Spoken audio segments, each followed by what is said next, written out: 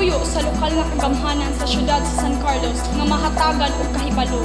ug makapangandam ang mga empleyado sa laing-laing opisina sa City Hall sa panahon sa emerhensya sa Masalino para masayo sila kung unsay buhaton. Busa ang City Disaster Risk Reduction Management Office ning himo og earthquake drill ni adtong Marso 22, 2013 dito sa City Hall. Mukabat sa 400 kapin kung kulang ka mga empleyado sa City Hall, lakip na ang mga kliyente sa nagkadaiyang opisina ang naglinya gikan sa ilang tagsa-tagsa ka mga opisina patubang sa emergency exit sa City Hall ug dayon padulong sa mga designated evacuation areas gawa sa City Hall. Matud pa ni Joe Alingasa Jr., ang officer in charge karon sa CDRRMO, nga ang earthquake drill maoy maayong solusyon aron atong masayran ang angayan natong buhaton, ilabi na nga wala kita masayod kung kanus-a mahitabo ang linog ug uban pang klase sa emerhensya. Ang San Carlos City usa-usab sa naigo sa linog ni adtong Pebrero 6, 2012 diin mapasalamaton ang tanan nga walay mga nakalas nga kinabuhi ug mga propiedad